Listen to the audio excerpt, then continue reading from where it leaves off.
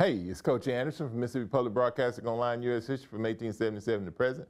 Today we're going to pick up the U.S. History Review. Now, we've been talking about how important it is to do well on that review, because if you do well on the review, you'll do well on the test. And one of the things that we keep telling you is here. In my mind, that U.S. History test is the most important test because it's the last one you take, of course, on your way to becoming a senior. So it's kind of a little bit of a gateway. And if you do well on the U.S. History test, that senior year of yours will be a breeze. What we're going to do is pick up with lesson number 8, and we're going to talk about World War II, which consists of Standard 7 in the Mississippi Department of Education's, of course, standards for U.S. history. Now, what we also are going to show you, of course, is the blueprint for the map assessment this year. And what you have to understand is that it tells you what the approximate weight is. The approximate weight tells you, what parts of the test, of course, are going to be the most heavily weighted, or where most of the questions are going to come from. And as you can see right here, contemporary United States, which covers standards 10, 11, and 12, are going to be where most of the test items come from. So it's just a bit of information that you might want to consider. What we're also going to tell you that when we're looking at World War I, we're going to be World War II, we're going to be specifically talking about standard number 7 and the 10 objectives, of course, that accompany it. It says examine the nation's, World War II, examine the nation's roles in World War II and the impact on domestic and international affairs. And it gives us all these supporting objectives. So what we're going to do is try to go through and find out what the U.S., what was the United States of America's role in World War II, and then what our impact on the rest of the world is after World War II in terms of what role do we take. After World War I, we went back to isolationism and we didn't really take a role. We're going to find it after World War II. That's going to change significantly. Here, we're going to start with some of the things, of course, that lead up to the war. Just like in World War I, the United States of America at the beginning of the war does not get involved. And so it'll be a couple of years into the war before the United States of America even gets involved in the conflict. But before the war starts, just like in any war that starts, there's something that happens that kind of leads into it. And what happens is you have these dictators or these strong men that take control of their respective countries to some degree. And because they take control over what they're one of the things that they do, of course, is to try to spread their influence throughout the rest of the world. You look at Hitler, of course, on the left over here in Germany, Emperor Hirohito in Japan, of course, and Benito Mussolini over here on the right. And what they created was something called an axis. And this axis, in their mind, was an axis of power where they would, of course, rule, in their minds, this vast territory that they were all, of course, interested in taking over. So the rise of totalitarianism in the 1930s, dictators such as Emperor Hirohito in Japan, Adolf Hitler Germany, Benito Mussolini in Italy, came to power promoting expansionist policies, nationalism and militarism. The three nations would unite to form the Axis powers of World War II. Germany annexed Austria because of Anschluss in 1938. In 1939, invaded Czechoslovakia and Poland. And that eventually is the straw that basically starts World War II. Now, just like in World War I, if it were just Germany and by itself being aggressive, and then a nation like the United States of America, Great Britain stepped in and stopped it, it wouldn't have been a big deal at all. But what happens is when Germany gets involved in the conflict, Japan gets involved, Italy gets involved. And so whenever Great Britain declares war, of course, on Germany, then all of Great Britain's allies, of course, jump in the war also. Same thing that happened in World War I. They tell us that those who don't learn history are doomed to repeat it. Well, these guys, we should have known better, but we didn't pay attention to the lessons that were taught in World War I. The start of World War II in 1939, the appeasement by Neville Chamberlain of Hitler's German aggression after Austria and Czechoslovakia emboldened Hitler to invade Poland. On September 1st, 1939, Nazi Germany, led by Adolf Hitler, utilizing the Blitzkrieg, a lightning war strategy, invaded Poland.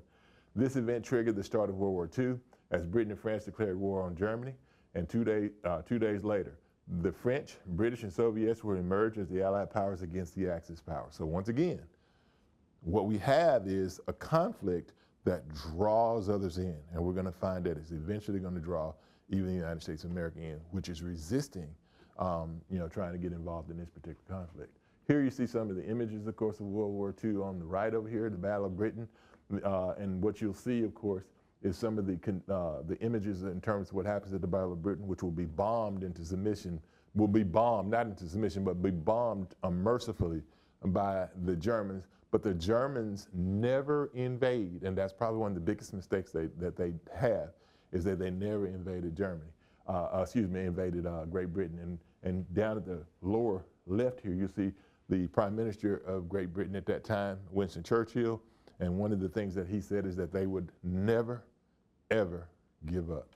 And because of that attitude, the British and the Royal Air Force will succeed after the Battle of Britain. Though the U.S. had passed the Serious Neutrality Acts, the Congress passed the Lend-Lease Act in March 1941 to provide aid to the Allies. Just like in World War I, we were more partial to helping the British and the French than we were the Germans. The attack on Pearl Harbor in 1941. On December 7, 1941, Japan launched a surprise attack on the U.S. naval base at Pearl Harbor, Hawaii, leading the United States to declare war on Japan in World War II. Following the Pearl Harbor attack, the U.S. declared war on Japan. On December 11, 1941, Germany and Italy declared war on the United States, marking the U.S. full entry into the conflict. So once again, when the U.S. declared war on Japan, Germany and Italy declared war on the United States of America. So if you jump on one of ours, we're going to jump on you. The Battle of Stalingrad. At the start of World War II, the Germans and the Soviets signed a non-aggression pact, which was ultimately broken by the Germans and Hitler. The turning point on the Eastern Front was at the Battle of Stalingrad. The Soviet Union successfully repelled the German army after months of brutal fighting. It marked the beginning of a major Soviet counteroffensive. So initially, when the war starts, Great Britain and, I don't know why I keep wanting to say Great Britain, but Germany and Soviet Union signed a non-aggression pact where they agreed that they would not attack each other, because Hitler really didn't want to make the same mistake that the Germans made in World War I, where they had to fight on two fronts. So on the Eastern Front and then against the Soviets, and then the Western Front against the British and the French. So what happens is he tries to avoid that, but he eventually breaks the treaty, and the Russians or the Soviets are brought into the war. The Pacific Theater Battle of Midway, 1942, a decisive naval battle between the U.S. and Japan, where the U.S. Navy destroyed 4 Japanese aircraft carriers, marking a turning point in the Pacific War in favor of the Allies. The U.S. strategy in the Pacific Theater prior to Midway was one of a defensive action, as Germany was the main early American focus. The shift to island hopping strategy shifted to a more offensive focus with the goal of invading Japan and liberating islands on the way there. So what we're telling you basically is this here. Initially, what we were doing is fighting a war to keep or maintain, maintain Japan in the existing places that they already conquered or taken over. The idea was to defeat Germany first, and then turn our attention to the Japanese. D-Day and invasion, Allied invasion of Normandy, 1944. Some of the most brutal fighting happens, of course, at Omaha Beach during the D-Day invasion. The Allied Supreme Commander in Europe was General Dwight David Eisenhower, and he was the leader of the Allied Command. He devised a strategy to liberate France by crossing the English Channel and attacking Germany at 5 invasion points in southern France: Juno, Sword, Gold, Omaha, and Utah beaches.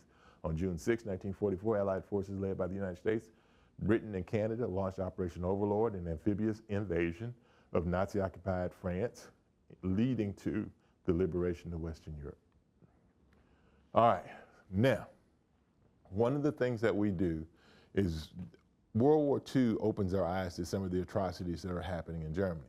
The initial atrocity started, of course, with Hitler in the 1930s, but one of the big atrocities that we find happens, of course, is kind of one of those situations where it kind of, progresses and becomes more and more heinous as the years go by.